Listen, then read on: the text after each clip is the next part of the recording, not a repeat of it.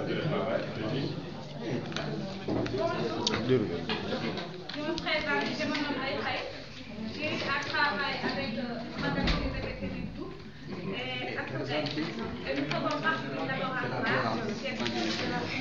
Laboratoire. Oui, on écoute. Ah, geste. Ah, voilà, ça c'est votre domaine. Donc, concernant la sortie, c'est la domination masculine. Et la domination masculine a une forme cause secondaire, la socialisation. Je m'explique. Quand on parle de socialisation, ça nous renvoie aux normes sociétales. Et nous savons tous que c'est différemment la manière de socialiser un homme et la manière de se socialiser une femme. Donc, concernant l'autre cause de la domination masculine, c'est le poids de la religion ainsi que de la culture. Et comme cause il y a l'ignorance de leurs droits. Et pourquoi les femmes ignorent leurs droits? Parce qu'il y a un faible taux de scolarisation. L'autre cause qu'on a eu à sortir, c'est que les femmes n'ont pas accès à l'information et aux instances décisionnelles. Et ces causes ont eu comme conséquence, la première conséquence ou effet, c'est le mariage forcé. Et quand on parle de mariage forcé, ça nous renvoie à l'effet 2 qu'on a sorti, c'est la soumission. Donc, je m'explique, quand il y a eu mariage forcé, donc la femme, quand on la marie, on ne la demande pas son avis. Donc, elle est obligée et elle se soumet aux décisions de ses parents. Comme on l'a bien dit tout à l'heure, concernant la socialisation et le poids de la culture. L'autre conséquence, autant pour moi, c'est pas de pouvoir décisionnel au sein de la famille. Donc, quand il y a soumission, les femmes, on ne les consulte pas quand il y a des décisions à prendre, même si ces décisions les concernent. Donc, concernant l'autre conséquence, on a sorti les violences, qui peuvent être physiques, morales, psychologiques ou verbales. Et ces violences rendent la femme totalement vulnérable. Et cette vulnérabilité les expose au danger, donc ils sont tout le temps exposés au danger. L'autre conséquence qu'on a eu à sortir, c'est elles ont autant pour moi un pouvoir politique très restreint. Ils n'ont pas aussi, autant pour moi, les femmes, on note que les femmes occupent rarement les postes de responsabilité. Et même au niveau des universitaires, au niveau des projets, on le voit souvent. Il y a un faible taux des femmes. Donc c'est ça qu'on a eu à faire. Merci beaucoup. Très bien. Merci. Alors, un autre groupe quand même, il vient de groupe. Voilà, après les autres maintenant, si vous avez des réactions, vous pouvez intervenir. Hein? Oui, allez-y. Votre groupe, hein?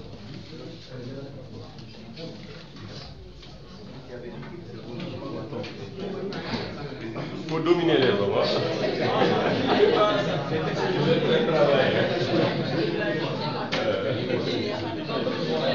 Allez-y, plus ordre des candidats.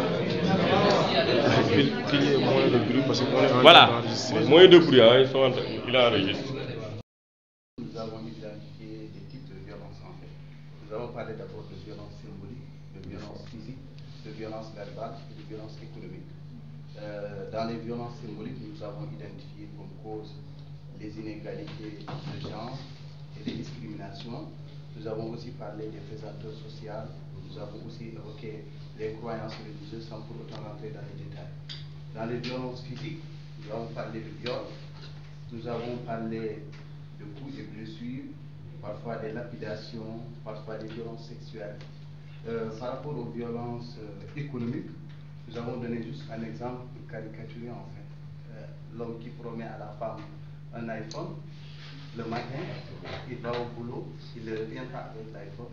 Ça aussi, nous avons dit que c'est une sorte de violence symbolique. Je parle sur le contrôle des juristes pour proposer ça. Les effets maintenant, c'est discrimination professionnelle, le manque d'estime, de confiance en soi, des traumatismes de différents types. Nous avons aussi les troubles psychologiques, les problèmes de méfiance vis-à-vis de la masculinité, en fait, si on peut le dire ainsi, la peur, les promesses économiques non tenues, les divorces. En tout cas, bon, c'est pas vraiment assez structuré, mais en gros, voici vraiment ce qu'on a pu réfléchir. On était dans le brainstorming. On voulait aller beaucoup plus en profondeur, organiser ça, prendre une seule ou deux, essayer de voir, mais bon. En gros, voici ce qu'on a pu faire. Je vous remercie. C'est ça. C'est bon. Voilà, donc c'est. Sinon, il y a un truc qui existe. Parce que tu peux faire la même chose. Voilà. Donc, moi, je vais insister sur l'aspect méthodologique. Voilà. C'est bien que ce soit en salle. Bon, maintenant, il y a le portable, avec le portable, vous parlez. Donc, ça veut dire que quand c'est de la recherche, commencez par vous-même. De toute façon, vous êtes condamné.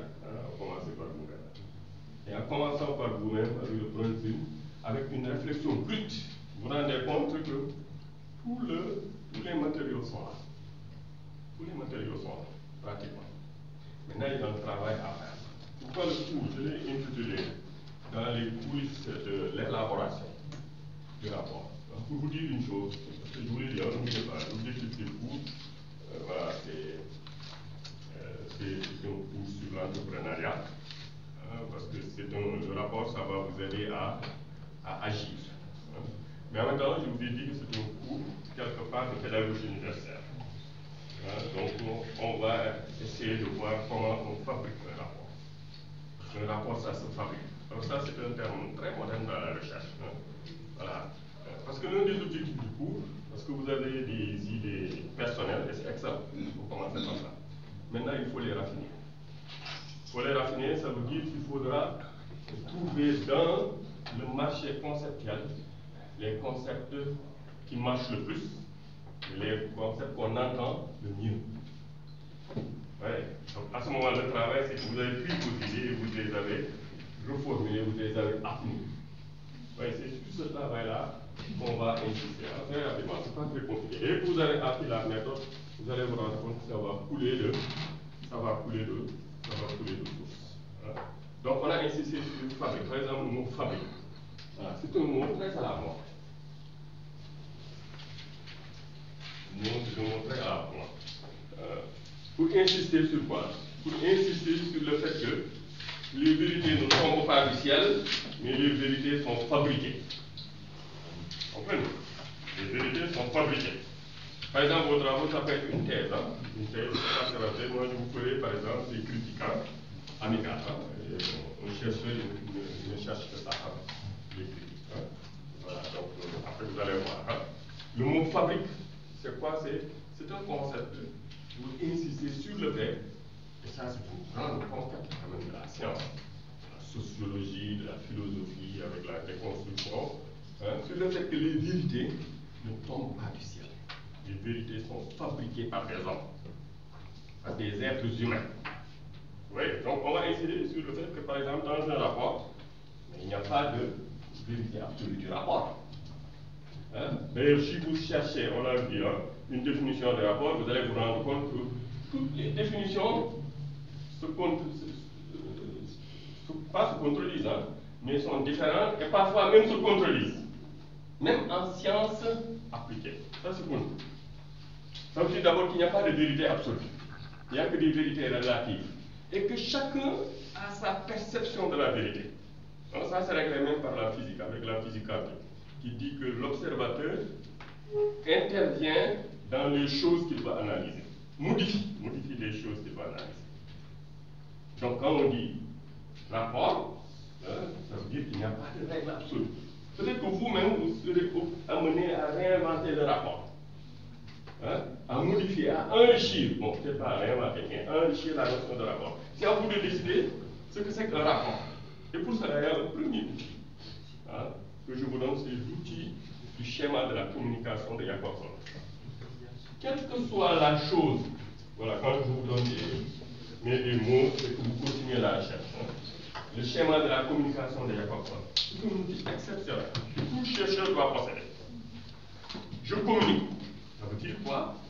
Je dois me poser la question de savoir est-ce que c'est communiqué?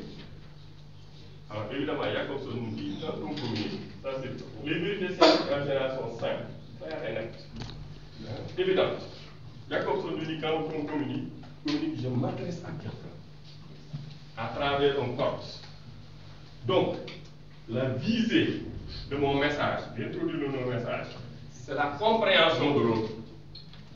Donc, pour paramétrer mon message, je dois savoir ce que fait l'autre, ce qu'attend l'autre de l'autre. Si je le sais et que j'agis en conséquence, je vais réussir mon message. Dans tous les domaines. Oui. Il a besoin d'une information, je lui donne cette information. Je ne lui donne pas autre chose. Il a besoin de cette information en 2 secondes, je la lui donne en 2, je la lui présente sous une forme qui va tenir dans 2 secondes. Oui. Il est très, donc je vais modifier mon message pour que lui il puisse comprendre. C'est un enfant, il n'a pas de connaissance, je vais l'aider à aller du simple au complexe. À ce moment, ça devient pédagogique. C'est un rapport, je me dis, mais à quoi sert un rapport? Un rapport sert à guider la prise de décision d'un supérieur. Qui est ce supérieur? Vous l'identifiez. Qu'est-ce qu'il manque comme information? Qui est-il? Ça c'est important. Mais qui est-il? Je dis, fabrique du rapport. Hein? Alors immédiatement, voilà, vous avez commencé à réfléchir. Hein? C'est très bien de réfléchir. Mais quand vous êtes scientifique, première chose à faire, hein, ça je vais vous le reprocher tous, vous êtes allé tout droit au résultat. Hein? Et je vous l'ai dit en début de cours. Hein? Il faut réfléchir sur les mécanismes internes de fabrication de données qui vont vous conduire au résultat. Vous avez parlé de domination masculine. Mais donnez-nous nos sources. Parce que désormais, vous êtes des scientifiques. Vous dites, attention, domination masculine, ça vient de qui? De Pierre Bourdieu. Il a écrit un ouvrage. Qui est Bourdieu? Quelle est sa philosophie? Enfin, quelle est sa sociologie? Oui, mettons sa philosophie. Hein? Voilà, quelle est sa théorie? Vous devez présenter. Et vous allez façonner le discours à la manière, vous l'avez choisi de Bourdieu. Donc vous n'avez pas eu le temps, mais après vous allez plonger. Voilà. Donc première chose, vraiment, dans le domaine scientifique, il faut insister sur les mécanismes de fabrication. Il faut insister sur les problèmes. Un scientifique, il ne part pas du principe que tout est clair. Il part du principe que tout est problématique. Il va faire prêt parce que ce sont les problèmes qui vont vous permettre d'avancer. Exemple. Premier réflexe, hein, ça, chercheur, il faut désormais avoir ce réflexe. Le réflexe du philosophe. Comme quoi, hein, tout ce qu'on vous a enseigné depuis l'école primaire va vous servir. Qu'est-ce que c'est que le réflexe du philosophe? Le réflexe du philosophe, c'est un double réflexe. Un réflexe ontologique, un réflexe d'ontologue et un réflexe de métaphysicien. C'est-à-dire, comme Platon, hein, quand on vous dit étudier les femmes, mais je dis, bon, je vais étudier les femmes, je vais interroger les femmes. Il ne faut jamais hein, sous-estimer le premier geste qui est un geste de philosophe. De se poser la question de savoir, mais qu'est-ce que c'est qu'une femme? Ça, c'est pas évident. Je vais interroger les êtres humains. Qu'est-ce que c'est qu'un être humain? C'est pas aussi simple que ça. C'est pas aussi simple que ça. Ouais? Donc, même chose, violence faite aux femmes. Qu'est-ce que c'est? La violence. Concept central. Vous êtes dans un travail de recherche. Donc, ne proposez pas immédiatement une définition, mais dites-nous quelles sont les bases de votre définition. Donc, vous dites violence. Qu'est-ce que c'est que la violence? Et vous faites des tests. La violence, c'est quoi? Bon, il y a certains qui ont proposé une définition de la violence. Hein?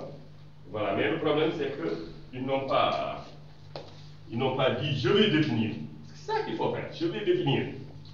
Qu'est-ce que c'est que la violence? Qu'est-ce que c'est que la violence? Hein? Voilà, comme disait Saint-Augustin, avec le temps, hein, la notion de temps est évidente. Mais il suffit que je me pose la question qu'est-ce que c'est que le temps? Pour que je me rende compte que la question est complexe. Oui, vous croyez résoudre même avant la résolution, chaque proposition de réponse va ouvrir des pertes. C'est ça qui est passionnant pour nos chercheurs. Et ça, c'est ça le truc. Qu'est-ce que c'est que la violence? Ça, il faut le savoir. Hein? Pour avancer. Violence responsable. Qu'est-ce que c'est que la violence? Hein? C'est action de faire mal à quelqu'un. Voilà, mal. Verbalement, physiquement. Voilà. Maintenant, vous voyez, c'est pas aussi simple. Oh, ces définitions, en général, il faut le faire par un groupe. Si vous êtes un chercheur, il faut vous donner la chance d'écouter les autres, de présenter votre art. Quelqu'un va vous dire, mais qu'est-ce que c'est que mal? Ah oui, parce que quand vous proposez des définitions, il faut que ce soit des définitions exploitables, claires, simples et nettes. Parce que le mot mal est un mot vague. Hein, c'est dans la gare. Hein. C'est-à-dire que la gare, on vous dit, faites du bien. On va vous dire, mais qu'est-ce que c'est que le bien? Donc, il faut, c'est ça qu'on appelle l'opéralisation de la définition. Même s'il y a de la philosophie, là, c'est là que vous allez entrer dans la philosophie. Vous allez, autre geste, vous cherchez une définition, oui, ça commence à s'embrouiller, mais vous allez interroger les autres scientifiques qui ont parlé de ce concept. Oui, faites du bien. Qu'est-ce que c'est que le bien? Bon, vous allez faire des recherches, mais vous allez dire finalement le bien c'est ça. Il y a bien quand il y a ça et ça et ça. C'est ça l'opération. C'est comme les objectifs. Le mal c'est quoi? C'est quand on prive quelqu'un. Quand on dit violence, ça veut dire une force qu'on exerce. C'est ça la violence. C'est la force qu'on exerce sur lui. Parce que celui qui est faible, qui réagit, est-ce qu'il est violent? Pas des choses aussi simples. On dit le terroriste, il est violent. Mais là, c'est vrai, hein? Vous voyez, ça c'est de la sémiotique, hein? C'est-à-dire que le terroriste, effectivement, il prend et tue. Est-ce que le terroriste est violent? Vous voyez, ça aussi c'est des réflexions. Et quelqu'un va vous dire, moi, je ne fais que contre-attaquer, je ne fais que réagir. Et on va vous dire que la violence reste la violence, même si c'est une violence défensive. Mais ce problème-là se pose. Ce problème-là se pose. Même avec les femmes. Il y a des films qu'on présente, parce que le cinéma, c'est ça, c'est intéressant. Le cinéma, c'est aussi un espace philosophique, où l'on expose les problèmes. Ça, c'est des cas dramatiques. On violente une femme, la femme contre-attaque et tue celui qui la violente. Supposons que ce soit une violence, vous avez dit symbolique, supposons que ce soit une violence psychologique. La violence psychologique est intraçable. Que va faire le juge? Est-ce qu'il faut considérer la contre-violence de la femme comme de la violence? Donc vous avez une définition, vous devez avoir une définition, une bonne définition très large de la violence. Hein. Mais la violence, alors évidemment, vous allez chercher. Quand vous réagissez, quand même, il y a des lieux où vous allez chercher la violence. Donc pour toutes vos recherches, si vous travaillez sur un thème, ça peut être la violence, ça peut être les inégalités. Vous voyez les inégalités. Je voudrais dire également qu'il y a une autre forme de violence que les gens ne prennent pas attention en fait. C'est-à-dire la violence sous le regard en fait. Sur le regard, on vous regarde violent. Ouais. Effectivement, on va revenir là-dessus. Vous allez étudier. Mais à l'ONU, on a fait ce travail. On a listé, parce qu'il y a la définition générale, mais il faut lister les actes de violence. Où aller chercher le truc de violence? Pour tous les chercheurs, quand vous travaillez sur le domaine, dites-vous bien, ça c'est mécanique, voilà, je peux m'avancer. Pour chaque notion, il y a toujours un dictionnaire consacré à ces notions. Par exemple, en général, PUF, cadre de ils ont de bons dictionnaires. Par exemple, sur la religion, vous avez un dictionnaire de la religion. La violence, vous allez trouver un dictionnaire de la violence. Commencez par acheter ce dictionnaire. Pas lire, mais acheter, parce que vous êtes des chercheurs, vous travaillez sur ça. Vous trouverez de bonnes décisions. Si vous travaillez sur lui, c'est sûr que l'organisation, l'OMS, l'ONU va vous proposer des manuels où la violence est bien explicitée. Mais point de départ, vous travaillez sur une notion, quel est le cherche? Où est-ce que vous allez chercher l'information? Vous compliquez pas la vie, en tout cas je surveille si vous avez utilisé vos portables. Mais vous tapez violence. Vous tapez d'ailleurs violence Wikipédia. D'habitude, il vous propose une excellente définition de la violence. Mais le problème, c'est que vous ne pouvez pas citer Wikipédia. Mais c'est un bon point de départ. Parce qu'à partir de Wikipédia, on va vous orienter sur... Et d'ailleurs, bon, je prends, hein.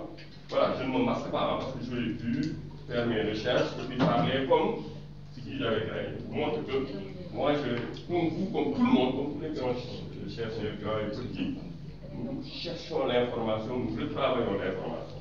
Donc, je tape, je prends Chrome, voilà, Google, parce que c'est le meilleur moteur de recherche, vous êtes en train de voir ça avec le professeur Mourba. Tapez violence, en général, vous tapez violence, c'est sûr que vous aurez au début. Voilà, Wikipédia, violence Wikipédia. La violence et l'utilisation, ça c'est intéressant. Mais ce que je vais dire, ce n'est pas absolument vrai. Parce que vous pouvez ne pas être d'accord. Qu'est-ce qu'on dit? La violence et l'utilisation de force, ou de pouvoir, physique, psychique. Parce que physique seulement c'est différent. Vous savez, vous pouvez même faire mal à quelqu'un. Alors, il y a un document, on n'a pas le temps d'exploiter, c'est le document publié. À la fin, je vous ai donné une petite bibliographie de commande. À la page dernière, précise, il y a des annexes. Première annexe, Amartya Sen, un nouveau modèle économique de développement justice liberté. Ouais. Amartya Sen, voilà, c'est un grand économiste, prix Nobel, etc. Il remet en question la notion de développement, la notion classique et occidentale de développement. Classique et occidentale de développement. C'est le document publié. Voilà.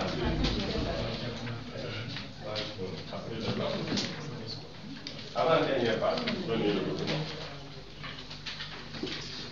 Donc, essayez de bien connaître cet auteur. Il nous dit que le développement, c'est pas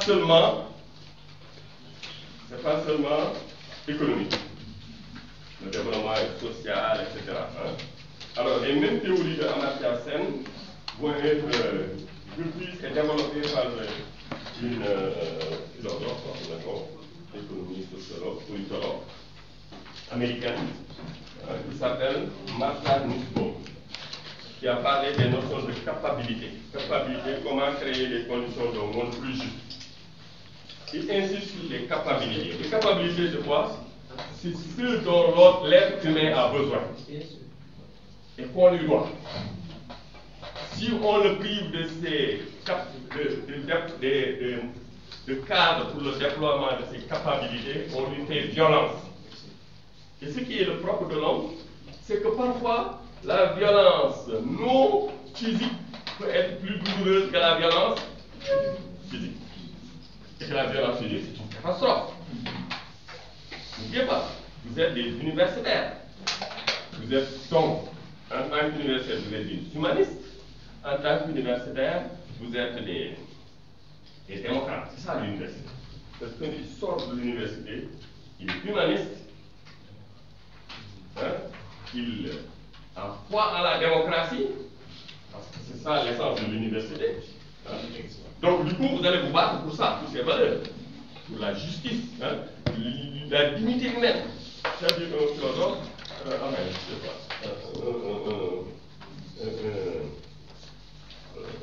un universitaire, c'est quelqu'un qui a lu Camus. Hein? C'est Camus qui lui dit, une vie ne vaut rien, mais rien ne vaut une vie.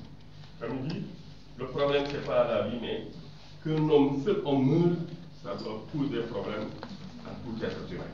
Même s'ils sont destinés à mourir, le droit de vivre est un droit absolu. Et que par exemple, l'acte de torture, c'est un acte qui dégrade l'homme, qui détruit l'homme. Vous prenez même un enfant, vous le torturez, il est brisé à vie. Parce que l'homme est un être fragile. Hein? Votre camarade a dit vulnérable. Donc les questions de torture sont des questions extrêmement graves. Du coup, les questions de viol, etc. Hein? Oui. Donc, pourquoi? Parce qu'on prive l'homme ici de sa dignité. Hein? On peut vous offrir, moi je peux vous offrir 1 milliard par mois. Et si je vous humilie chaque jour, au bout de 2 mois, vous ne voulez plus, enfin, au bout de 2 jours, vous ne voulez plus de cet argent. Parce que chez l'homme, il n'y a pas seulement le besoin de l'argent, mais vous avez le besoin d'autre chose. Ce sont ces besoins-là qui sont énumérés par Martha Nussbaum à la page 2 du document, où il y a 10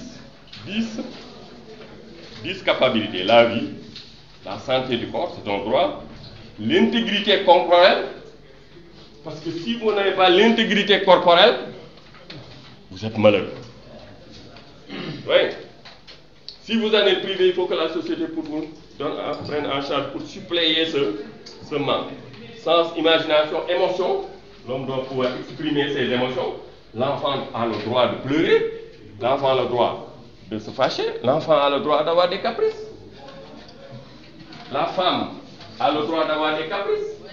C'est un droit. Le mari aussi a le droit d'avoir des caprices, de commettre des erreurs. Si vous l'empêchez d'exercer cette faculté, elle parle de capacité, vous le privez de droit, il n'avait pas compris l'homme. Ouais. Et puis d'autres capacités, l'émotion, l'affiliation, et le droit d'avoir un père et une mère, parce que si ça vous manque, ça va vous affecter. Et s'il y a des personnes à qui il manque ces deux figures, nécessairement, il faut que la société pallie ce manque. Vous savez, quand vous agissez, vous n'agissez pas comme un chercheur d'argent, vous n'agissez pas comme un chercheur d'argent, vous agissez comme un universitaire. Vous avez un respect élevé de la notion d'humain. Et vous savez ce que c'est que l'humanité. Hein? Et puis il y en a d'autres, le contrôle de son propre, la politique, le matériel, le droit d'avoir de la société, le droit d'avoir une religion. Parce que l'homme a besoin d'avoir une religion. Oui. Quelle que soit la force de la religion. Donc, première chose, définition des termes. Ça, c'est l'acte de définition des termes. Prenez le temps. Parce que vous savez, avec les termes, ça, c'est la linguistique. Pour chaque mot, c'est ça la complication. Vous allez vous rendre compte pour là, chaque mot, il y a N définitions. Pour le mot le plus simple, c'est simple, hein, vous dites, voilà, c'est mon ami, même le mot ami n'est pas évident. Il faut prendre le temps de soulever ces problèmes. Et en tant que chercheur, de vous dire, étant donné que ce terme-là est équivoque, ça c'est le propre de la langue, il faut que dès le début, parce que vous êtes préparé une thèse. Préparer une thèse, ça veut dire quoi? Ça veut dire que vous allez être jugé par des maîtres, qui ne feront aucun cadeau. C'est ça la soutenance. Hein? Vous aurez en face de vous 4 au minimum, 5 à 6 personnes qui vont scruter votre thèse. Et la moindre faille, ils vont la repérer. Ne vous en faites pas. Toutes les failles vont être repérées. Donc, quand vous écrivez, vous anticipez ça. Attention, je vais être en face de grand méchant loup. Vous voyez, ça c'est la communication. Donc, c'est un moment où les gens ne vont pas accepter mes opinions, mais ils vont me chercher des coups. Donc, je vais anticiper leur critique. Nécessairement, je vais anticiper leur critique. Et pour anticiper leur critique, je dis première chose, je vois qu'il y a, vous dites, violence, il y a beaucoup de définitions. Moi, bon, dans les thèses, on dit nous choisissons cette définition. Oui. Ça va vous sauver, parce que quand on vous attaque, on va vous dire, vous allez dire, bon non, moi je vous ai prévenu. J'ai prouvé qu'il y a 20 définitions, voilà la définition que je choisis. Donc vous ne pouvez pas me critiquer en invoquant une autre définition. Et quand vous proposez une définition aussi, n'oubliez jamais votre spécialité d'origine. Si vous êtes sociologue, vous devez faire un travail de sociologue. Donc, la définition doit être essentiellement sociologique. Et vous allez chercher, il y a d'autres chercheuses qui vont vous aider. Vous voyez ce travail-là d'élucidation, de construction, de fabrication, de concept. Oui. Donc, vous cherchez des définitions. En général, il y a de bonnes définitions. Elles impliquent, pour contraindre, dominer, tuer, détruire, endommager. Endommager, c'est l'intégrité de l'individu qui est affecté. Elle implique des coups, des blessures, de la souffrance ou encore de destruction de biens humains ou d'éléments naturels. Et puis à la fin de l'article Wikipédia, vous pouvez lire, vous allez trouver une bibliographie. Vous allez approfondir. Vous voyez, le travail scientifique est très compliqué. C'est-à-dire pour avoir même une définition, sans problème, pour avoir une phrase, il vous a fallu lire peut-être 4 ou 5 ouvrages, ou en tout cas, lire des centaines de milliers de mots pour arriver à un truc. Bon, c'est vrai, hein, ça prend beaucoup de temps, mais vous avez choisi ça. Vous avez choisi de faire de la recherche. Donc la thèse, actuellement, elle est compliquée, voilà, parce qu'il y a les cours, etc. Hein. Mais c'est encore plus compliqué aux États-Unis, hein, parce que là, c'est des épreuves, voilà. Mais c'est bien, c'est formateur. Hein. C'est formateur. Mais en tout état de cause, par rapport à dans l'emploi, vous avez vu, j'ai vu toujours le dimanche, le lundi, le mardi et le mercredi. Voilà, pour vous consacrer. Maintenant, avec les formations doctorales, il faut suggérer au prof, hein, parce qu'il a le pouvoir absolu, hein, de placer les séminaires en fin de semaine. Hein, jeudi, vendredi, samedi, ou vendredi, samedi, dimanche. Jeudi, vendredi, samedi. Comme ça va vous libérer le reste des choses. Mais de toute façon, c'est à vous de vous organiser. Hein. Voilà. Donc, définissez le terme violence. Violence, c'est quoi? C'est d'agresser quelqu'un, d'utiliser sa force aux dépens de l'autre, hein, pour l'endommager. Ça, c'est bien, c'est magnifique. Hein. Donc, vous voyez, quand on dit endommager, c'est une question de santé. Alors, vous dites, qu'est-ce que c'est? Alors, vous allez lister. Qu'est-ce que c'est que la violence? Vous l'avez bien listé. Mais la violence, c'est d'abord la violence physique. Alors, frapper. C'est grave, frapper. Ça, une société s'élever contre la violence physique. Ça veut dire que vous frappez quelqu'un, même si vous ne le blessez pas, vous l'humiliez, vous le signez dans la tête, vous le détruisez. Vous voyez? C'est pourquoi la loi est très claire sur les actes de violence. Mais il y a la violence psychique, il y a la violence symbolique. Alors, dès que vous utilisez symbolique, attention, ça c'est de Bourdieu. Bourdieu qui théorise les formes cachées, les formes masquées. La société, c'est ça. La société, les sociétés modernes, vous savez quelle est la différence entre les sociétés modernes et les sociétés traditionnelles? C'est des choses que vous devez connaître. Tout ça, ça a été bien analysé par Michel Foucault. Que tout intellectuel doit avoir lu, ou en tout cas connaître. Si vous n'avez pas l'avoir lu ses ouvrages, au moins lisez quelques de ses articles. Or, il fait une découverte extraordinaire. Dites attention, dans les sociétés traditionnelles, quand on tue à ciel découvert. Oui. Ah oui, c'est ça. Hein? On tue à ciel découvert. Hein? Mais dans la société moderne, on tue en euphémisant, hein? En euphémisant, même en présentant comme du bien l'acte de violence. Par exemple, c'est ça qui a donné la naissance de la prison. Mais la prison, ça c'est un grand débat. Qu'est-ce qu'il faut faire des prisons? Parce que les prisons sont censées redresser. Et ceux qui entrent en prison et les conditions dans lesquelles on vit en prison finissent toujours par être complètement détruits. Un petit vagabond, finalement, finit par devenir un grand voyou, ou bien un grand bandit. Quel est le sens de la prison? Est-ce qu'on a le droit?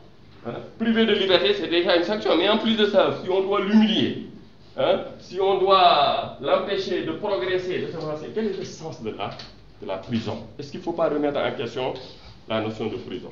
Donc la prison, parce que les sociétés modernes, ce sont des sociétés qui ont un peu honte de faire du mal. Mais ils présentent le mal comme un bien. Vous comprenez? Donc du coup, ça va être plus compliqué de repérer des formes cachées de violence. Vous voyez, c'est la violence symbolique. Si on est bourdieuien, c'est la violence sociale, etc. Hein? Voilà, il y a tout un nombre de formes de violence. Alors ça, c'est la première chose. Hein? On n'a pas trop le temps de définir le mot violence. Ça, c'est voilà pour définissez les termes. Prenez le temps. Immigration, c'est pas évident. Définissez ce que c'est que l'immigration. On dit l'immigration, c'est le fait d'aller dans un pays étranger. Mais quelqu'un vous dire, si je vais dans un pays étranger pour 2 jours, est-ce que c'est de l'immigration? Pour 1 mois, c'est pas aussi évident que ça. Parfois, vous revenez à votre pays, et vous comportez en immigré, prenez le temps de définir. Déjà, l'ouverture de la boîte de part de définition va vous élargir vos solutions. Ceci étant fait, question vraiment ontologique, hein. Qu'est-ce que c'est que ça? Métaphysique, quelle est la réalité de la violence faite aux femmes? Ça, c'est intéressant. La réalité faite aux femmes. Bon, après, on va vous dire faite aux femmes par qui? Tout ça, dans le sujet, il faudra préciser ça. Soit par toute personne ou bien par les hommes. Parce qu'il y a des violences qui sont faites aux femmes par les femmes. Ouais. Donc, le titre, c'est important. Il faut bien cadrer. Violence faite aux femmes. Mettons. Mais après, vous allez resserrer. Parce que parfois, vous avez c'est trop large. Certains groupes s'intéressent à ce nouveau sujet. Violence faite aux femmes par les femmes. Après, vous allez restreindre, mais pas dans le monde entier. Au Sénégal, même Sénégal, c'est un peu vaste. Voilà. Donc, ça, c'est la définition du sujet. Donc, violence faite aux femmes. Dites, mais quand même, cette violence faite, quelle est sa réalité? Est-ce que ça existe dans notre société? Ça, c'est important. Allez, on va vous dire que le mal existe dans le monde. Nous sommes dans un pays malheureux. Vous êtes un scientifique. Il ne faut pas accepter ça comme une vérité absolue. Il faut vérifier si c'est réel, si c'est vrai. La question épistémologique. Mais comment je vais vérifier? Comment allez-vous vérifier que la violence faite aux femmes est un phénomène très grave? Comment vous pouvez vérifier ça? Scientifiquement. Comment vérifier que ça c'est vrai? Par l'observation. Par l'observation, et quoi encore? Par le fait de rapporter les autres rapports aussi. Les rapports, oui. On peut le connaître par des interviews. Par des interviews. Des témoignages. Des témoignages, oui. Ça c'est la méthodologie de l'enquête. Hein? Ah, vous dites, à l'université, il y a des méthodes pour vérifier ça, pour prouver. Donc il y a les enquêtes, il y a des statistiques. Hein? Voilà, il y a plein de choses. C'est à vous de chercher. Et la recherche, hein? Il y a aussi le désir. Hein? Le désir aussi. Le désir, hein? Oui. Qu'est-ce que vous appelez désir? Le désir, si j'ai désir, parce que si on voit une femme qui a besoin de quelque chose et elle ne la trouve pas. Ouais. Donc on n'a pas répondu à son désir du fait qu'elle n'a pas trouvé, du fait. Et si je prends le cadre du professionnalisme, si la femme voulait vraiment intégrer une fonction publique, Ouais. dans laquelle elle voulait vraiment être recrutée, elle n'a pas eu. On n'a pas répondu à son désir. Ouais. Donc ça c'est la violence, hein, Oui, effectivement. c'est- Voilà. On va parler hein, de la violence. Là on parlait de vérifier de la réalité de la violence dans notre monde. Voilà, à la réalité justement. Voilà. Donc, C'est par la documentation. ouais. C'est-à-dire des gens qui ont écrit sur la violence. Voilà, la littérature. La littérature. Ça peut aider. Ça peut aider. Alors, vous allez chercher des preuves, vous allez mener des enquêtes, vous allez avoir des chiffres. Et parfois, il faut avoir des chiffres chocs. Hein. Alors, par exemple, en France, je pense que c'est dans le document, on vous dit que chaque 48 heures, il y a un féminicide. C'est-à-dire une femme est tuée parce qu'elle est femme, par des hommes. Ça, c'est grave. Hein. Je ne dis pas je dis en France. Prof, est-ce que c'est vérifié? C'est ça, hein? Donc, c'est ça. Maintenant, le problème, vous êtes des scientifiques. Les chiffres restent des chiffres. Les chiffres restent des chiffres. Mais de toute façon, on est obligé de. En certain moment, il faut faire quelque chose. Hein? Parce que là, il faut faire quelque chose. Parce que c'est quoi ça? Mais attention, les chiffres, c'est très compliqué. Mais quand même, les statistiques, c'est une science particulière. Hein? Elle n'est pas totalement exacte, mais elle n'a pas besoin d'exactitude. Oui, c'est-à-dire que, voilà, si vous vous rendez compte que c'est ça qui est passionnant, quoi. Si vous avez le bon échantillon, là le professeur Sambou va en parler avec la méthodologie de l'enquête. L'échantillonnage aussi c'est important. Si je prends des étudiants, moi je ne connais pas un peu les méthodes, oui, allez-y. Même Durkheim l'a fait, à travers les statistiques, il a pu voir le taux de suicide. C'est ça. Hein? Il existait en France. Voilà, les taux de suicide. Alors les sociologues, quand vous menez des recherches dans ce domaine, vous êtes littéraire, vous êtes économiste, les sociologues ils sont très forts dans ces domaines.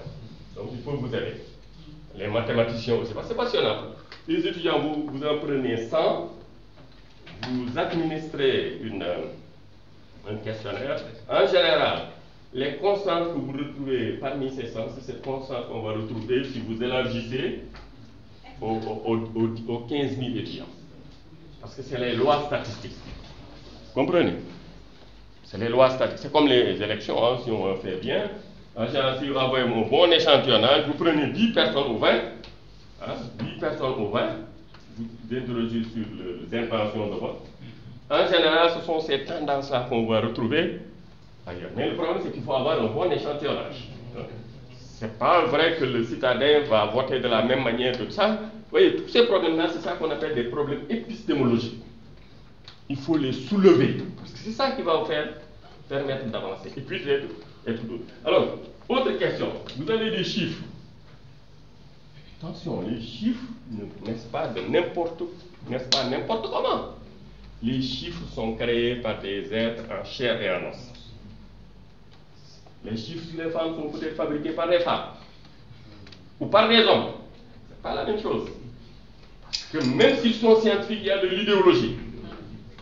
Hein? Dans vos réflexions, vous avez dit, je vous ai tous entendu dire les causes des violences, les sources, hein? C'est pas forcément les causes, les sources de la violence des femmes, c'est les textes religieux. Oui. Alors immédiatement je dis attention. Hein? Cette causalité-là, d'où ça vient? Cette idée de dire ça vient de la religion. Ça vient de qui? Attention, parce que la science n'est pas anonyme. Même si on vous dit un texte scientifique, un texte n'est pas absolument scientifique. Ça c'est connu, hein? Il y a beaucoup d'études en épistémologie sur ça. Hein? Ça c'est peut-être fabriqué par l'Occident, qui est athée, qui n'aime pas les religions, qui ne comprend peut-être pas les religions. Ce qu'ils disent n'est pas faux, mais ce n'est pas forcément vrai. C'est à vérifier. C'est à vérifier et à prouver. Vous voyez, ou bien chercher des contre-preuves. Après, on va revenir là-dessus. Hein? Oui. Donc, vraiment, il faut prendre le temps de définir. Donc, violence faite aux femmes, il y a des chiffres. Hein? Alors, quand on vous dit quand même en France, chaque 48 heures, une femme est tuée par féminicide, ça c'est grave. Même l'Occident, c'est le pays qui a théorisé le féminisme. Que la femme vive dans de telles conditions, ça dit l'ampleur du problème. Oui? Donc, bonjour. Ouais. Je pense qu'il s'agit au fait de la question, c'est-à-dire qu'il faut regarder les échantillons. Ouais. Où est-ce qu'on récolte ces échantillons? Ouais. Si on y va par exemple la question relative à la violence faite aux femmes par les femmes, si vous partez dans une zone de prostituées, peut-être là-bas, vous aurez, si vous prenez votre échantillon juste dans cette zone, une zone de prostituées, peut-être elles peuvent s'attaquer aux femmes, les femmes s'attaquent aux femmes juste peut-être pour des besoins financiers, etc.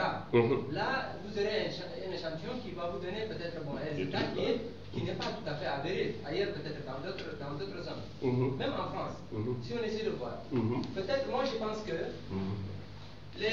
comment on appelle, les scientifiques, en tout cas tous ces gens-là qui ont eu à étudier ces cas, peut-être ils sont allés plus dans des zones où la criminalité est assez élevée. Et dans ces zones-là, si vous partez, vous prenez un échantillon, vous faites vos études là-dessus, moi je pense que ces échantillons ne vous permettront pas justement d'avoir la bonne. C'est ça, mais ça c'est le travail du scientifique. Hein?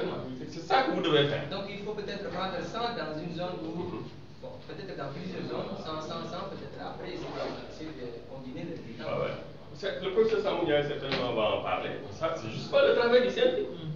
Pour avoir des données fiables. Hein? Bon, je ne suis pas un spécialiste, hein, mais je réfléchis comme ça. Très certainement, vous dire, attention, dans la population, quels sont les groupes qu'il faut considérer? Hein? Il y en a 20, 100, donc pour chaque groupe, voilà, je vais avoir tel échantillon. Ça, c'est le travail épistémologique préalable qu'il faut mener. Je vous dire qu'un scientifique ne parle pas en l'air. Il cherche les preuves les meilleures, parce qu'il n'y a pas de preuves absolues. Oui. Surtout quand même dans le domaine de la violence. Vous l'avez dit, hein? L'enquête ici, parce que c'est une véritable enquête, ce qu'on appelle le paradigme indiciaire, hein? Avec Ginsburg. Il y a Madafay qui demande la parole. Oui, allez-y. Ali, hein? D'accord. Oui, allez-y. Oui, allez-y.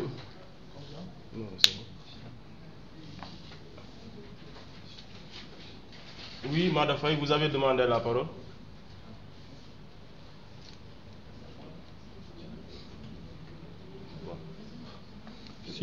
Sinon, il peut l'écrire. Hein? Oui. Il peut envoyer ça.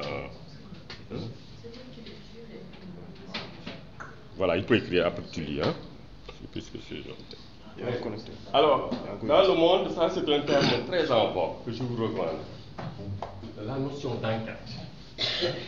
Il y a un historien, grand historien, Ginsburg, qui a plein d'autres. Il y a un Giska, c'est une intervention. C'est une qui, comme vous l'avez là. Laurent Demans. Il y a un Gis. Voilà, en sociologie, on dit l'enquête. Ce qui est intéressant dans la notion d'enquête, un enquêteur, c'est un détective. Le bon détective en général, ce n'est pas un bon policier, c'est un policier rebelle. C'est l'enquête. Hein? Donc vous avez lu Hercule Poirot, Agatha Christie, voilà, les grands romans policiers. Le chercheur moderne doit être un enquêteur. Qu'est-ce que ça veut dire? Il doit chercher à établir des vérités. Mais le problème, c'est que ce sont des vérités cachées. Oui. Des vérités réservées auxquelles il est dangereux d'essayer d'avoir accès. Donc, pour dire que le travail du scientifique, étant un travail d'enquêteur, est un travail risqué. Parce que c'est dire des vérités qui dérangent le pouvoir en place, qui dérangent l'ordre établi, qui dérangent l'ordre mondial. Vouloir démontrer que le lien entre violence faite aux femmes et religion est une causalité fausse, c'est prendre les risques. En tout cas, le risque le plus simple, c'est de ne pas avoir de ressources pour mener ces recherches. Vos recherches étant menées, on ne va pas vous récompenser, on va vous marginaliser. Ça, c'est l'une des tactiques de la société moderne. Dans les sociétés modernes, on ne tue pas, on marginalise. Et avant, on vous tuait, hein? On vous tranchait la gorge, on vous massacrait. Aujourd'hui, on vous tue d'une autre manière, on vous marginalise. Hein? Ouais, on vous, voilà, comme on dit, on vous vilipende. Hein? Ouais, et vous êtes mort en tant que scientifique. Et cette mort scientifique finit par avoir raison de vous. Donc, pour certains domaines, ça c'est l'enquêteur. Oui, il faut avoir des stratégies d'enquêteur. On n'a pas trop le temps. Alors, surtout quand même pour la question de la violence faite aux femmes. Le problème est démultiplié. Parce qu'il faut parler de choses qu'on ne connaît pas, des choses qu'on cache. Violence faite aux femmes, c'est quoi? Violence économique. Alors, quand vous classez les causes, il y a quand même un schéma qu'on vous a appris à utiliser depuis le CMC, les classements en causes sociales, etc. Donc, utilisez ça. Voilà. Vous voyez, les causes économiques. Avant les causes, c'est la violence économique. Dans une société où certains ont de l'argent, d'autres n'en ont pas assez, il y a la violence. Ceux qui n'ont pas sont violentés. Parce que tout le monde a droit. C'est la première, enfin, c'est pas la première, hein, c'est la violence. Il y a la violence psychique. Il y a la violence sentimentale. Ah oui, la violence sentimentale, c'est quand l'homme a les pleins pouvoirs, décide que la relation va s'arrêter quand il veut et comme il veut. La violence, c'est le pouvoir. Oui. Parce qu'il y a des hommes qui sont un peu sadiques comme ça. Ils sont pas ça les sens, il y a des gens qui sont sadiques. Voilà, ils cherchent d'abord des femmes qui n'ont pas beaucoup d'argent. Ça c'est bien. Voilà, toi tu es le maître du jeu. Hein? Voilà, tu arrêtes quand et puis il y a d'autres formes de violence. Hein? Mais ça peut être les formes de violence. Le contraire aussi existe. Voilà, donc il est taquiné. Alors, bizarrement, on se rend compte que par contre, il y a des femmes qui sont maîtresses du jeu. Ici. Ah oui, c'est important. Donc, au Sénégal, surtout au Sénégal, hein, qui sont les plus violentes? C'est les hommes et les femmes. Attends, il faut des preuves, hein, c'est pas évident. Hein? Parce qu'on a une culture dans laquelle les femmes là, elles n'interviennent pas en public, mais elles sont les maîtresses du jeu. Ouais. Par exemple, pour la les hommes motivent les hommes. Allez-y, ouais. Je voudrais poser une question. Par exemple, est-ce que les chercheurs sont suffisamment protégés pour qu'ils puissent être en mesure d'établir la vérité? Voilà. Nous l'avons vu avec le cas du coronavirus, les scientifiques s'attaquaient à des industries pharmaceutiques. Voilà, à le risque et périls. Voilà. C'est pourquoi je parle d'enquête. C'est pourquoi vous savez, il y a beaucoup de livres comme ça, enquête sur l'industrie pharmaceutique. Voilà. Maintenant, la science est comme ça, hein, depuis Galilée, voilà, l'autre qui en a tué là, hein, et pourtant c'est vrai, c'est Galilée, hein. Mais dire la vérité, c'est à vos risques et périls la vie. Il est plus facile d'être dans le langage commun. Hein? Toujours dangereux de dire la vérité. La vérité, c'est risqué. On ne sait pas pourquoi, mais c'est toujours risqué. Voilà, mais il faut. Et c'est ça, être scientifique. On a un sacerdoce. Le sacerdoce, quoi que ce soit, il faut dire. Parce que c'est la vérité qui fait marcher le monde. Et malheureusement, nous sommes toujours dans un monde dirigé par les mauvais, par ceux qui détiennent le mensonge. Voilà. Oui, allez-y. Moi, je pense qu'il y a des vérités où on ne peut pas également peut-être penser. C'est très difficile également de pouvoir les appréhender. Là, quand on fera une enquête sur le non-respect du devoir conjugal de la femme, si la femme refuse de respecter, c'est une partie de violence également, je pense. Ouais, c'est ça. Et elle est là à exercer cette violence-là sur l'homme tout le temps. Mais ça veut dire si on vient comme ça, dans le cadre d'une enquête, on vient vers les hommes, on leur dit bon, est-ce que vos femmes respectent leur devoir conjugal? Ça, c'est de la violence. Il faut comprendre que tout homme ne va pas accepter de dire publiquement non, moi, je suis là. Voilà. Il y a des hommes qui sont violentés. Hein. Surtout quand on n'a pas d'argent. Hein. C'est-à-dire si on n'a pas d'argent. Donc, je pense quand même pour protéger tout le monde.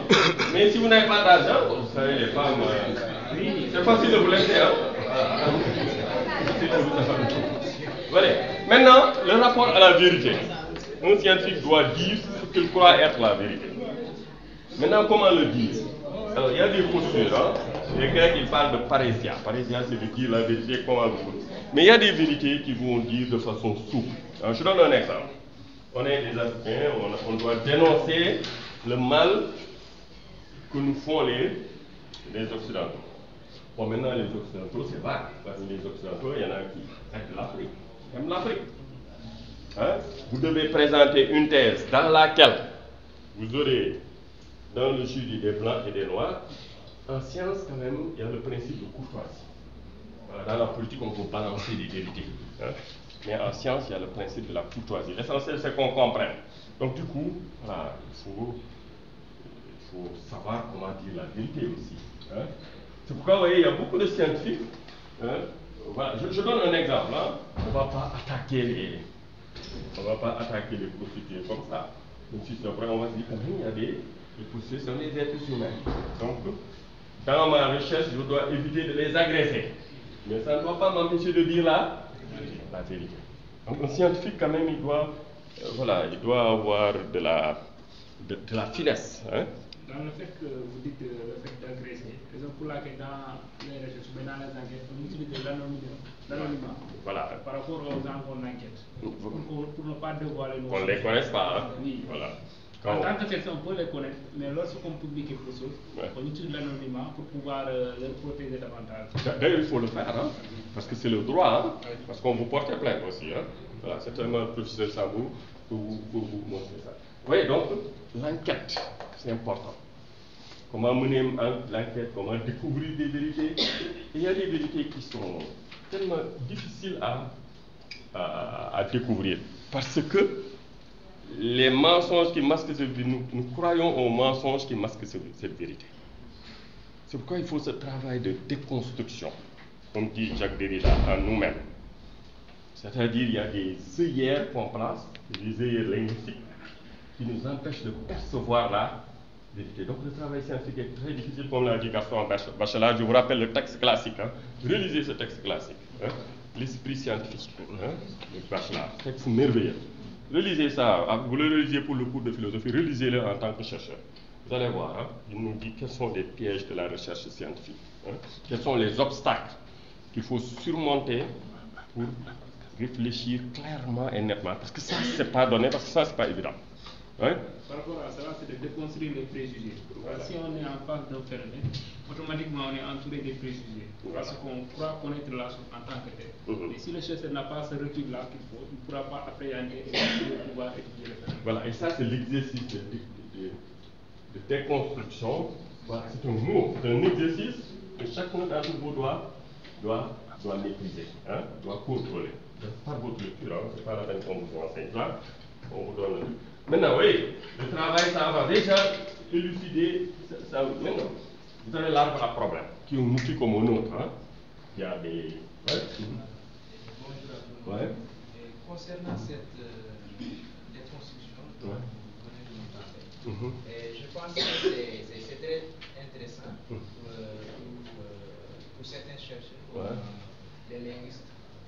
Étant donné que nous qui travaillons sur les phénomènes linguistiques, et sur certaines considérations linguistiques, telles que la supériorité et la prédominance d'une langue par rapport à l'autre, je pense qu'on a un lourd travail à faire pour déconstruire certaines choses qui ont été dites, c'est-à-dire la langue française, la langue espagnole et le Wallon, puisque le Bambara sur lequel moi je travaille. Donc, j'ai en quelque sorte cette tâche pour déconstruire ce que les Occidentaux nous ont fait croire. Donc, pour cela, je dois faire des recherches, parce que moi, en âme et conscience, je le sais, mais pas mal de gens ne le savent pas. À moi d'aller sur le terrain, battre des travaux de recherche et venir procéder à cette déconstruction. Et je vais donner un exemple d'exercice de déconstruction, parce que c'est Jacques Derrida qui l'a... Bon, c'est un auteur un peu difficile, il faut être patient pour comprendre ce qu'il dit. Hein. Voilà. Alors, je donne un exemple. La déconstruction, c'est quoi? C'est que quand nous réfléchissons à partir de catégories, hein, qu'on a installées en nous, des catégories acquises. Hein. Voilà. Donc, c'est plus que sociologique. Hein. Voilà, c'est des catégories ontologiques qu'on a installées. Or, ces catégories sont installées en nous grâce au logiciel de la langue. Il faut toujours faire attention à la langue. Parce que chaque langue cache une idéologie. Exemple typique.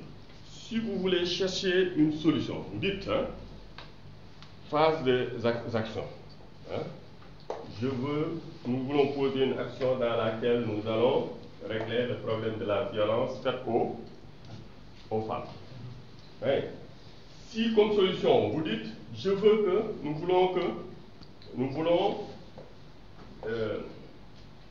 voulons réduire l'opposition homme et femme. Ça, c'était l'erreur du premier féminisme. C'est-à-dire, dans les solutions, ils ont utilisé des catégories. Des catégories qui sont des catégories qui ne sont pas des catégories saines, ce sont des catégories occidentales. Donc, on veut réduire la domination de l'homme sur la femme. Hein? Qu'est-ce qu'il faut faire? Il faut créer une société où la femme sera l'égale de l'homme. D'accord. Donc, homme-femme, hiérarchie vous remplacez par comme disait l'autre, une ontologie plate. Hein? Une ontologie plate, c'est une ontologie dans laquelle il n'y a pas de hiérarchie. Alors, ce faisant, ce qui est intéressant, et en ça on s'est rendu compte que cette ontologie-là, c'est une ontologie d'un certain Occident, qui veut annuler pas les oppositions, mais les différences. Parce qu'est-ce qu'on a besoin d'aller vers une société où l'homme serait comme la femme? Parce que l'homme, n'est pas la femme. L'homme n'a pas les mêmes besoins, l'homme n'a pas la même préoccupation. Vous dites, dans cette ontologie-là, que les femmes, voilà, vous avez des femmes qui disent, bon, moi je suis libérée, donc si je fais 3 heures, s'il y a 3 heures de travail à la maison, tu en fais 1 heure temps, moi j'en fais 1 heure temps. Donc, ce couple ne va pas marcher. Hein. Les couples dans lesquels on calcule tout, si je donne 0,5, tu donnes 0,5, voilà, j'enlève, ça ne va pas marcher. Parce que bon, la vie de couple, l'amour, quand même, c'est là. C'est le, comme disent les sociologues, c'est le porte-lâche. Hein? Je te donne 100, je te rembourse 200. Tu me rembourses 300. C'est ça l'amitié. Hein? C'est ça l'amour. Oui, allez-y, je vais dire quelque chose. Oui. Merci beaucoup. Tout à l'heure, je voulais, par rapport à la question liée à la vérité, Ouais. penser au professeur Omar Sankara, Ouais. qui travaille sur le Coran et la Bible. Et bon, par rapport à cela, ma préoccupation, c'est qu'en fait, nous, est-ce que, en tant qu'apprentis chercheurs, sur les sujets que l'on travaille, sur les thématiques qui nous entrent, par exemple, qui nous inquiètent, et face à la société qui nous fait choisir sur ce dont nous voulons travailler. Oui, déjà, le choix des sujets. Et cette peur-là, est-ce que ça ne vient pas biaiser en fait parfois ce que nous voulons exactement? Est-ce que ce n'est pas aux gens de nous dire ce qu'ils veulent entendre, ce que nous voulons, voilà, ce qu'ils veulent entendre? C'est ça, vous êtes déjà dans la déconstruction. La déconstruction, déjà, ça a commencé avec Bachelard. Il dit qu'il fallait que le chercheur se fasse une auto-analyse, se psychanalyse. Derrida est allé plus loin, plus que la psychanalyse, parce que la psychanalyse, quand même, c'est une méthode occidentale. Il faut de la déconstruction. La déconstruction, c'est déjà le choix des sujets, le choix des problèmes. Parce que dans telle société, ce qui est déclaré problème dans telle société ne l'est pas dans telle autre société. La vision de la société n'est pas la même. Parce qu'on dit société où la femme est à côté de l'homme, on peut se dire, après on a échoué. Non, il faut maintenir les différences. Parce que l'Occident imagine, bon, c'est pas méchant, hein, chaque société a ses catégories. Hein, parce qu'aussi, il ne faut pas qu'un chercheur soit raciste. Hein, voilà, mais il faut qu'un chercheur soit libre, créer la diversité. Donc, on dit attention, dans la société occidentale, c'est vrai, il y a un idéal de platitude, où les choses ont le même niveau. Mais dans les sociétés religieuses, quand on accuse les sociétés religieuses de hiérarchiser, de créer une hiérarchie entre hommes et femmes, est-ce qu'on ne leur fait pas un mauvais procès? Parce que ceux qui parlent des textes religieux en général n'ont pas bien lu le texte religieux, ou s'ils l'ont lu, ils ne l'ont pas lu avec le regard d'un croyant. Mais dans les textes religieux, est-ce qu'il y a opposition hommes et femmes? Parce que dans les textes religieux, les sociétés religieuses, ce sont les sociétés qui se sont battues pour la libération de la femme. Ce sont des religieux, c'est un texte religieux où l'on ne met pas l'homme au-dessus des femmes, mais c'est une société où les hommes et les femmes sont dans une relation de complémentarité. C'est ça. Parce que vous avez beau faire quand même, l'homme n'a pas la force physique dans la femme. Vous ne pouvez rien. Simone de Beauvoir, la grande féministe, s'est battue pour l'égalité. L'égalité, elle dit non, puisque les hommes portent des pantalons, nous allons porter les pantalons. C'est Georges Sand, le premier au XIXe siècle, a porté des pantalons. Hein? Mais est-ce que l'idée, c'est d'annuler la différence homme-femme? Cette question de la différence, hein, vous savez, cette question de la différence sexuelle, elle est importante. Est-ce qu'il faut annuler les différences sexuelles? Oui. Donc il faut déconstruire les catégories avec les... Déconstruire, ça veut dire prendre conscience que ces catégories ne sont pas absolument et nécessairement vraies et travailler avec des catégories plus libératrices. Et parmi les catégories, une société où l'homme n'est pas supérieur à la femme, mais l'homme est complémentaire à la femme. Hein, je ne sais pas comment on peut... voilà, si on peut schématiser. Mais c'est ce que nous propose Henri. Oui. Je disais également, il y a, en Europe, parfois, on parle homme, femme et autres. Ouais, et autres. Voilà, ça c'est une autre problématique. La problématique des gens. Hein. Voilà, ça c'est un autre débat passionnant. Mais là aussi, pour la vérité, c'est-à-dire quand on est un chercheur, le chercheur ne doit pas imposer sa vision du monde. Ouais, moi ce jeu en quoi je crois, c'est que le monde bouge, hein, la vie change, les valeurs changent. Hein. Moi ce en quoi je crois, c'est que si à un certain moment une société voit le monde de cette manière, on ne peut pas aller à contre-courant de cette dynamique. Si en Occident, ils sont dans ça, ils sont dans la déconstruction, parce qu'ils ont déconstruit, hein, ils ont dit que, avec des arguments philosophiques et même scientifiques, que l'opposition homme-femme, c'est une fausse opposition. Il y a toute une littérature, hein, c'est une fausse opposition, que ce n'est pas une opposition naturelle. que c'est une opposition imposée. On parle. Voilà, après il y a un théorie. Quand un groupe vraiment pense de cette manière, il faut respecter ça. Moi, c'est ce que je pense. Donc, voilà, ils se retrouvent dans ça, ils se retrouvent dans le contraire. De la même manière, on voit qu'en Afrique, ils ne sont pas dans ça. Voilà, un chercheur ne doit pas essayer de tordre le cou à la réalité. D'abord, ça va le fatiguer, parce qu'on ne peut pas tordre le cou à la réalité. La réalité va suivre son mouvement. Hein? Voilà, et puis ça, comme vous l'avez dit, ça biaise. Donc, il y a cette notion de respect de la réalité qu'on étudie. Voilà, donc dans l'Occident, ils sont dans ça.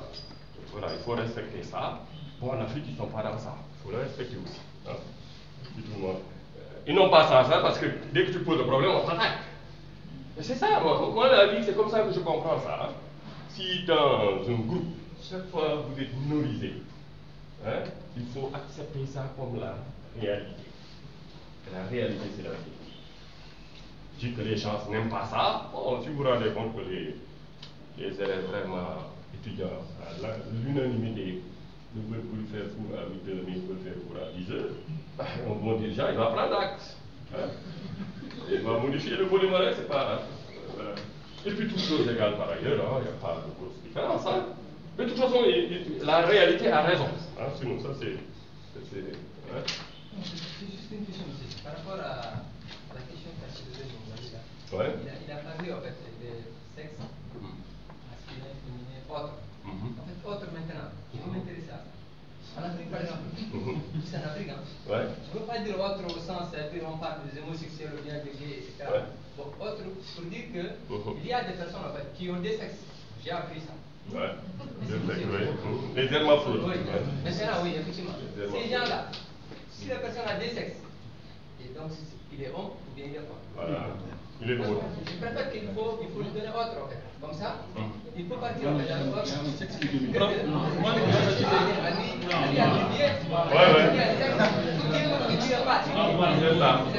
Oui, ça peut être l'autre, effectivement. Moi, je veux ajouter quelque chose à ce qu'il vient de dire. C'est comme tout de suite, il vient de problématiser la question des relations homme-femme dans le devoir conjugal. Et ça revient à la même chose. Quand vous mentionnez homme, femme et autre, celui qui est autre ne va pas cacher autre parce qu'il est autre. Parce que déjà, toi, en tant qu'enquêteur, c'est vrai, tu as la case femme, homme, autre. Quand quelqu'un cache autre là, tu vas le voir bizarrement. Tu vas le regarder par peur à cela aussi. C'est ça. Ça veut dire qu'en linguistique, on dit que il y a le cas sémitique, que vous devez connaître quand même. Il y a le plus et le moins. Dans une société, c'est ça qui est intéressant. Les sociétés distinct, les sociétés affectent des valeurs à des faits. Certaines valeurs ont des valeurs des connotations positives, d'autres négatives. Ouais. Ouais. Il y a d'autres qui ont des valeurs ni négatives ni positives. Alors, ça, c'est les valeurs neutres. Alors, dans nos sociétés, certaines orientations sexuelles sont considérées comme pathologiques. Donc neutralisées, hein? C'est ça qu'on appelle les positions neutralisées. Donc c'est neutralisé. Dans d'autres maintenant, parce que c'est ça, hein? Vous voulez créer une société où il n'y a pas de hiérarchie, où il n'y a même pas de différence. Tout est neutralisé. C'est ce que Eric Garcia appelle, je crois que c'est Eric Garcia, hein? Excellent sur les choses, appelle l'ontologie plate. Et c'est ça le vœu secret de l'Occident. Ça, il faut le respecter. Donc ils sont dans ça, ils y croient et ça leur permet d'être heureux. Mais en Afrique, on n'est pas dans ça en général. Hein. Ouais, donc ça, c'est des réflexions, hein. Ce n'est pas des questions auxquelles on peut répondre aussi facilement. Ouais, donc c'est ça la déconstruction.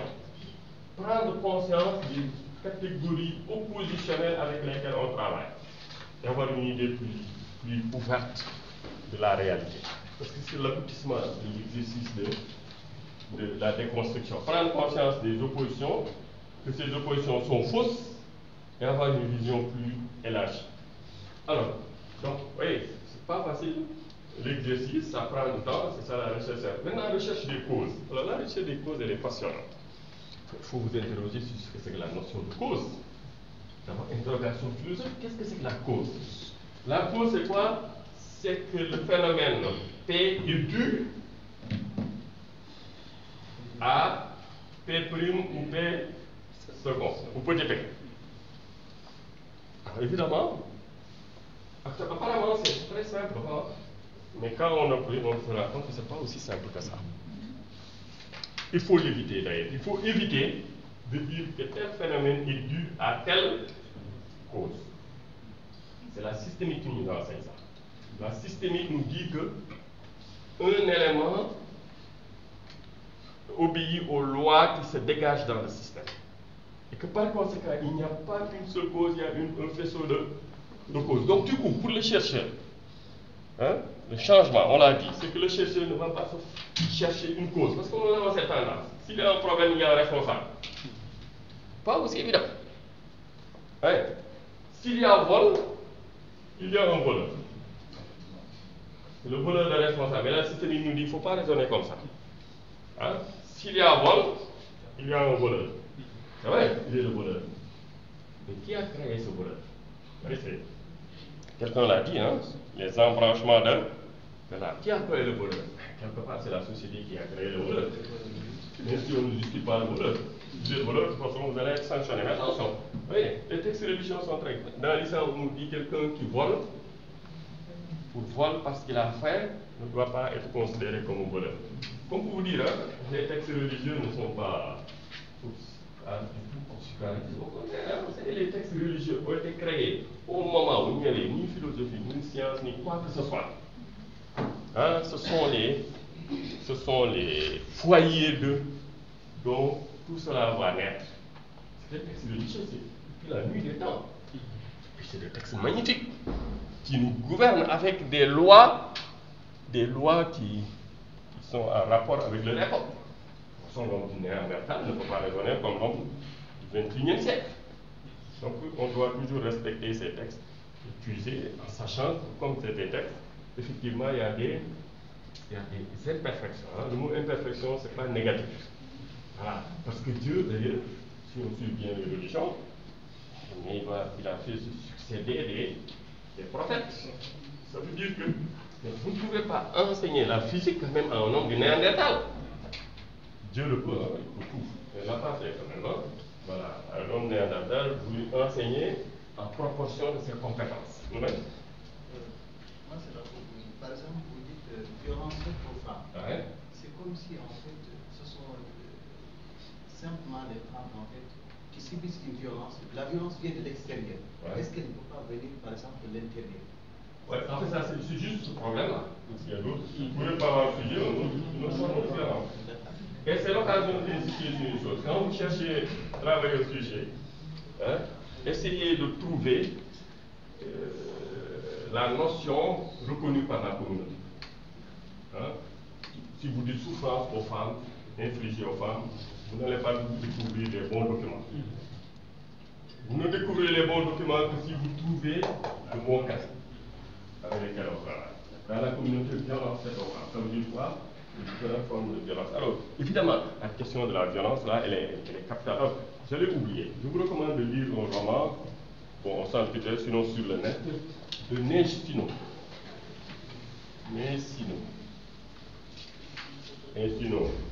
Triste Tigre.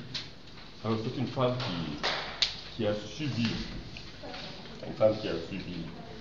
le viol répété de son beau-père, la Triste Tigre, qui nous décrit. Non pas avec Sino. Nestino. Elle a failli être le plus beau.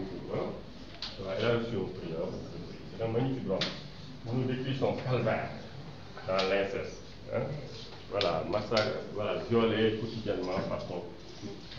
C'est l'occasion de témoigner sur ce qui arrive aux femmes. Et ce qu'on se rend compte, c'est que ces souffrances sont plus importantes qu'on ne pense dans nos sociétés, même dans les sociétés occidentales. Les femmes sont violentées, fragilisées, traquées partout par des tueurs en série, partout. Voilà, de sorte qu'elles sont terrifiées quand elles sortent la nuit. Quand elles sortent même en pleine journée, vous êtes terrifiés. Parce que la menace est de partout. Partout, notamment dans les bureaux. Un quotidien, il suffit d'écouter, voilà, et puis elle ne partage pas, c'est vrai, parce qu'il y a des choses dont on a honte. Quelque part, on se sent coupable. Ouais, si on viole un enfant, après il faut se dire, mais est-ce que je n'ai pas laissé faire? Mais c'est une enfant. Oui, un père qui physiquement, subitement a des gestes équivoques, qu'est-ce que l'enfant va tout faire? Parce que c'est pas ce que ça... Voilà, et puis, là, si vous lisez ce roman, vous allez voir de l'ampleur quand même du phénomène. Alors quand vous cherchez des causes, ne cherchez surtout pas la physique, surtout quand vous managez. Ne dites pas c'est X, vous allez vous tromper. Donc c'est X qui crée mon malheur. Soyez intelligent, ce n'est pas X. X, c'est l'émanation d'un ensemble de facteurs. Donc il faut chercher la cause systémique. S'il y a voleur, c'est qu'on a créé ce voleur. Qui a créé ce voleur? Parce qu'un homme est le fruit du système. Même quand nous pensons, nous sommes pour une majeure partie le fruit du système dans lequel nous sommes. Quand vous cherchez les causes, ne cherchez pas, n'individualisez pas. C'est ça que nous enseignons là. Quelles sont les causes? Cause, ça veut dire quoi? Qu'est-ce qui engendre la violence faite aux femmes? Il faut bien poser la question. Qu'est-ce qui fait que les femmes sont faibles, qu'on est violentes? Que vous dites-moi? Que les femmes sont, qu'on est violentes. Hein? Si on est violente, c'est qu'elles sont faibles. Qu'est-ce qui les affaiblit dans la société? Vous allez donner un certain nombre de causes. Alors, évidemment, vous allez lire, après vous allez lire, vous allez vous rendre compte qu'on va vous résumer ça. Hein? C'est quoi? Quel est ce système dans lequel on donne plus de pouvoir aux hommes qu'aux femmes? Comment on l'appelle? C'est le patriarcat. Résumez ça. Nous sommes dans un monde patriarcal, où les hommes ont le pouvoir. Mais quand même, il ne faut pas exagérer. Quand on dit les hommes ont le pouvoir, il ne faut pas exagérer. Ça veut dire quoi? C'est vrai, les hommes ont le pouvoir, ça veut dire que dans les lois, les hommes ont le dernier mot. Hein? Ça veut dire aussi que les femmes ne peuvent pas faire tout ce qu'elles veulent. C'est bien. Hein? Voilà. C'est intéressant, mais ce n'est pas aussi simple. Donc il y a le système patriarcal, il y a le fait qu'elles ne soient pas libres sur le plan sexuel. Parce que c'est ça, au fond, le gros problème. C'est pourquoi le premier féminisme, le problème qu'il fallait régler, au fond, la femme n'est pas libre parce que la femme ne peut pas faire de son corps ce qu'elle veut. Hein? Par exemple, dans les familles, si vous avez un fils bandit, que font les parents? Les parents disent, nous sommes donc guerriers. Bon, une femme, on va dire, non, surveiller, comme des du feu. Hein? Voilà, ça ne bouge pas. Ça aussi, quelles sont les causes de la violence faite sur les femmes? Et nous avons une culture de la violence aux femmes. Il ne faut pas l'oublier. Une culture.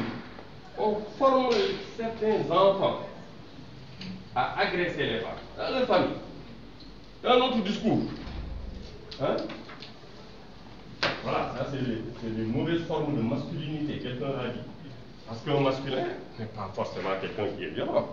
Un garçon n'est pas forcément violent. Mais on a bien mis dans notre tête une certaine image du garçon. Le garçon, il ne parle pas aux femmes, il donne des ordres. Mais aux enfants, nous formons nos enfants. Et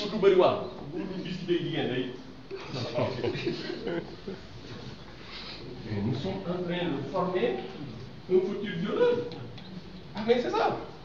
Le petit geste qui ont la conséquence. Nous avons une culture de la violence. Cette culture, même en Occident, elle est présente. C'est quoi? C'est ça, il faut le dire. Hein? Alors, il y a tout ça, ça relève du sexisme. Alors, vous tapez sexisme, vous multipliez un bon article. Mais même, vous avez une certaine forme de cinéma qui cultive le sexisme, la violence à la femme. Ouais, d'abord les images, hein. Voilà, il y a tout un truc. Ouais, toujours on montre les femmes nues dans les publicités. Hommes nus, jamais. Hein? Vous allez dans... Parfois il y a des gestes. Hein? Bon, on doit chercher de l'argent. C'est pourquoi il faut réfléchir. On va chercher de l'argent. Captation de fonds. Je me fais accompagner de deux dames qui habillent demoiselles, habillées sexy. Qu'est-ce que ça veut dire ça? Les femmes objets. Donc on dit, c'est le signal, ce sont des objets. Objets de jouissance. Oui, allez-y. Par rapport à cette thématique qui est en rapport avec la violence faite aux femmes, oui? pour certaines femmes qui sont dans les mouvements sociaux, mouvements de contestation. Ouais. En France, on note qu'il y a des femmes qui sont formées en groupe de contestation. Il y a Ouais. le mouvement féminin. Ouais. Me too. Hein? Oui, le mouvement féminin. Féminin, ouais. Ce sexisme, elles ont comment dire, adopté des formes de revendication. Ouais. Par exemple, il y a la liquidité. Pour revendiquer, elles préfèrent montrer le parti intimes, par exemple, leur sein. Elles pensent que Ouais. c'est une façon de lutter contre le sexisme. Le sexisme. Mais de mon point de vue, je pense que c'est une autre forme de violence faite à la société. Ouais, c'est ça. En voulant lutter contre la violence, elles sont en train de Voilà. Bah, c'est des mouvements. Il y a l'autre mouvement aussi très important, le mouvement MeToo, moi aussi. Hein, MeToo. Ça aussi, c'est pour libérer la femme. Parce que l'autre problème, c'est que les femmes sont violentées parce qu'elles ne parlent pas. Elles ont honte de parler. Vous avez la culture sexuelle. Vous voyez la culture sexuelle, elle est très dure. Ça vraiment, il faut se battre contre. C'est-à-dire que les garçons sont formés à quoi? C'est ça qu'on appelle l'homme athlète.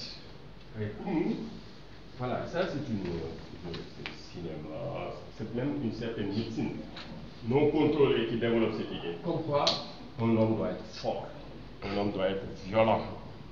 Ouais. Et puis, ce qui est plus grave, ça il faut le dire, le discours pornographique, il faut le dire, c'est un discours dans lequel on cultive des schémas. Un homme doit être un coureur de fond. Vous voyez, c'est ça. Hein? Donc, un homme, vous voyez, qu'est-ce que moi, les femmes, on met dans le tel, les femmes aiment la violence. La violence.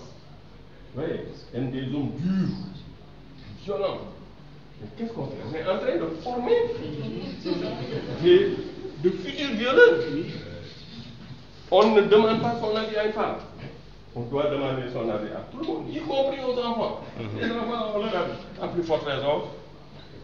On est en train déjà d'apprendre à ne pas écouter les. On dit c'est notre société qui installe cette culture. Est-ce que les femmes après n'ont pas accepté ça? Non. Je pense qu'elles doivent faire un travail de construction à leur niveau aussi.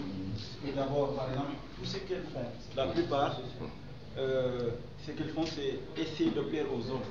Ouais. C'est ce qu'elles font tout le temps. Ouais, c'est normal. Il y a ces critères de définition de la beauté aujourd'hui. Une femme, pour qu'elle soit belle, il faut qu'elle montre, c'est ça, dépigmente. Il y a cette déconstruction-là. Il ne faut pas tout faire pour plaire aux hommes, mais aussi il faut essayer. Mais non, là aussi c'est un droit, hein, parmi les capacités. C'est ça, ça dit que une femme a le droit, comme les hommes, de se faire belle.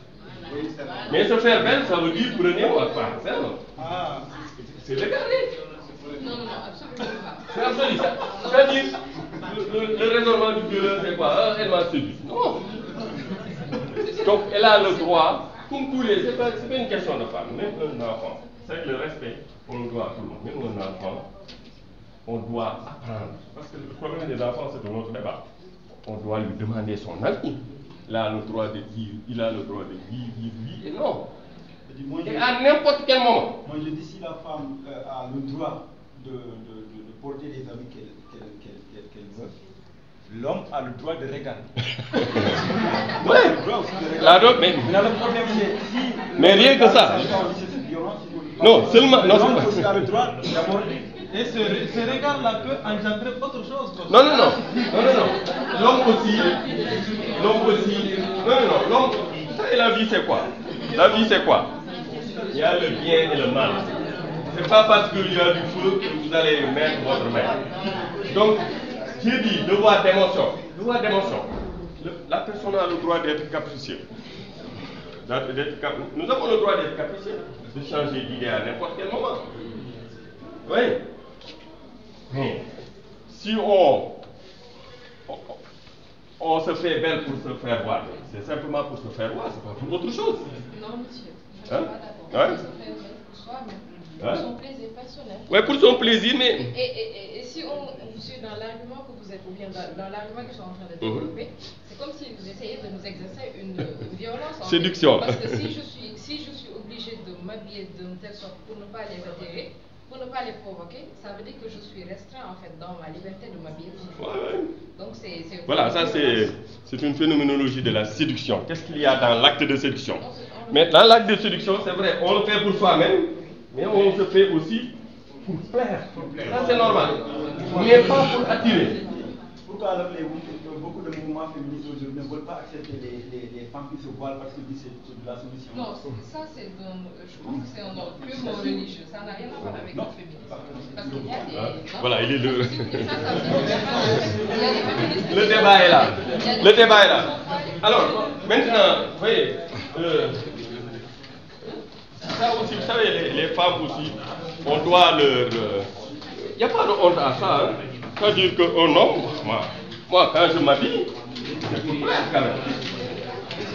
Mais pas pour forcément attirer. C'est ça la difficulté. C'est-à-dire, pour nous-mêmes, c'est le plaisir. Vous savez, quand une personne est malade, comment on se rencontre plus maximal? Cette personne ne se soigne pas son habillement. Maintenant, ça c'est la culture. Culture, c'est quoi? La culture sexiste qu'il faut mettre en place. C'est pas parce qu'elle se fait belle qu'elle se fait belle pour vous et pour que vous l'agressez.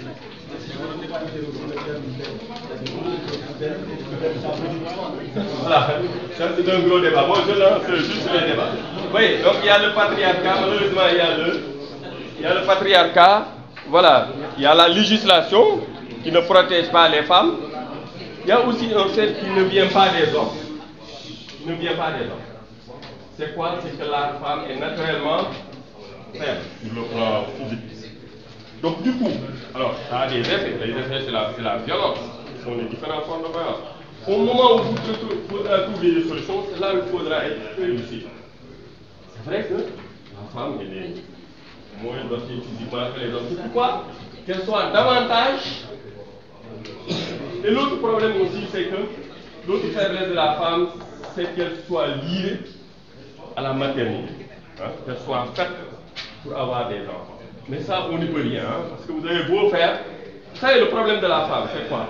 C'est que l'homme peut vivre éternellement célibataire, il n'y a pas de problème. Il n'y a pas de problème. Mais pour une femme, c'est problématique. Même si on change d'âge, non. Bon, je ne vous souhaite pas ça, mais vous-même, vous allez... Vous savez pourquoi? Parce que nous sommes dans une société, je vous donne un exemple. Hein. Nous sommes dans une société où un homme peut faire ce qu'il veut. C'est un héros. Mais une femme qui sort avec à gauche et à droite, on va vous cataloguer. C'est sûr. Bon, ça, en Occident, on a essayé d'enlever ça. On a dit, les femmes peuvent faire de leur corps ce qu'elles veulent. Mais ça n'a pas changé. Même en Occident, une femme qui fait de son corps ce qu'elle veut, elle est cataloguée. Même en Occident. Ensuite aussi, voilà, cette liberté. Alors, il y a des choses qui ne sont pas liées à la société, mais qui sont liées à la nature. Peut-être que enlever enlever le mariage, parce qu'il y a des gens qui c'est pas une solution. Hein? C'est pas forcément une solution.